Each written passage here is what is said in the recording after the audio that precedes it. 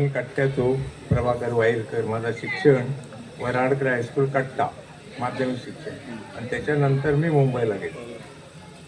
आज जे मला खरं म्हणजे माझ्यासाठी एक आनंदाचा क्षण असा की माझं नाव तुमच्या लाडसाहेबांना अच्युत पालव याने सुचवलं. मला काही माहिती नव्हतं इकडचं, आणि त्याच्यानंतर असं कळलं तुमचे एक मेंबर आहेत ते माझ्याच बिल्डिंगमध्ये राहतात. त्यांचं नाव वाघू, अब्दुल रजाक वाघू, का काही लोकांना माहिती आहेत ते.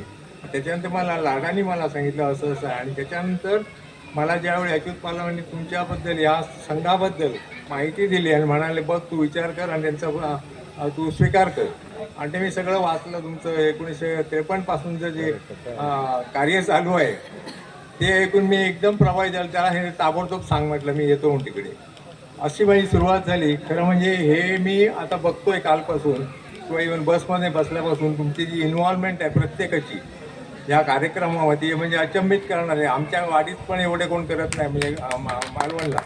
आणि तो मी परवा एकाला विचारलं, अरे म्हटलं तुम्ही साहित्य संमेलन इकडे कसं काय करता? कारण गावात कोण साहित्य संमेलन करत नाही, जत्रा करतात, वेगवेगळे खेळे करतात किंवा हा जो प्रकार असतो. पण साहित्य आणि गाव, आणि हे गाव सुद्धा इतकं आतमध्ये आहे. मला त्यांनी सांगितलं जवळजवळ 30 किलोमीटर लांजापासून आहे. अरे म्हटलं एवढं लांब? कारण लांजावरून आम्ही जातो नेहमी, गणपतीला मी नेहमी गावी जातो. त्यावेळी ते लांजा फक्त आम्हाला माहिती आहे, पण इतकं लांब. आणि त्यावेळी मी इतका अचंबित झालो. आणि त्याच्यानंतर मला जे लढांसंदर्भात जे माहिती सांगण्यात आली त्यामुळे मी म्हटलं नाही हे खरं काहीतरी आहे ते. आणि त्याच्यामुळे मी म्हटलं आपण हे स्वीकारलंच पाहिजे. आणि त्याच्या ताबडतोब त्यांचा मला फोन आला, माझ्या घरी आले ते, आणि मी माझा होकार त्यांना दिला.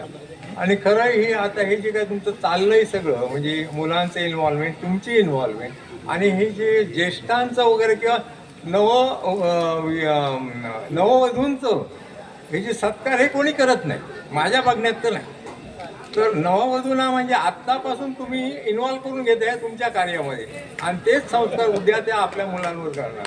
आणि ही तुमची खरी प्रगती आहे असं मला वाटतं. कारण मुलापासून जर आता माझ्या गावात मी माझं बालपण गेलं तर माझ्या गावाची मला ओढ कधीही सुटत नाही. आता पण मी संध्याकाळी जायचा प्रयत्न करतोय, जर शक्य झालं तर मी जाणार आहे माझ्या घरी. तर ही जी सुरुवात आहे नववधूंपासून ते ज्येष्ठांपर्यंत. आता हे आयरे आहेत त्यांचं वय 97, आणि मी बघितलं काल त्यांच्या घरी गेलेलो. त्यांची जी वागणूक, ते जे काही चालतात बोलतात आणि जे काही बोलतात त्यावर मी इतका अचंबित झालो. म्हटलं 97 वयाचा माणूस एवढा ॲक्टिव्ह होता, आपण काय आहे? तर अशी ही माणसं तुम्हाला दिलेली आहेत या संघाला. ते हे खरं तुमच्या संघाचं क्रेडिट आहे किंवा संघाची जमा आहे असं मला वाटतं.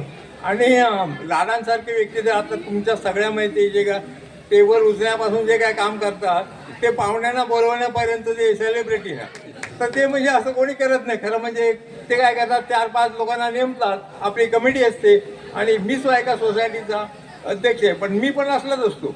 आपण सगळ्याच्या इन्व्हॉल्व असतो. त्याच्यामुळे ही जी कामं आहेत ना, ही ज्याच्यात तुमच्या रक्तात जोपर्यंत असत नाही तोपर्यंत ती होत नाही. आणि तुमच्या सगळ्यांच्या रक्तामध्ये हे सार्वजनिक काम किंवा इन्व्हॉल्वमेंट किंवा समाजाची किंवा वाढीची जे उत्कर्ष व्हावा ही जी भावना आहे ना ती खरी महत्त्वाची. आणि ह्याच्यामुळे मी तुमचं सगळ्यांचं अभिनंदन करतो. मलाही तुम्ही पुरस्कार दिला त्याच्याबद्दल मी तुमचं सगळ्यांचं अभिनंदन करतो आणि धन्यवाद.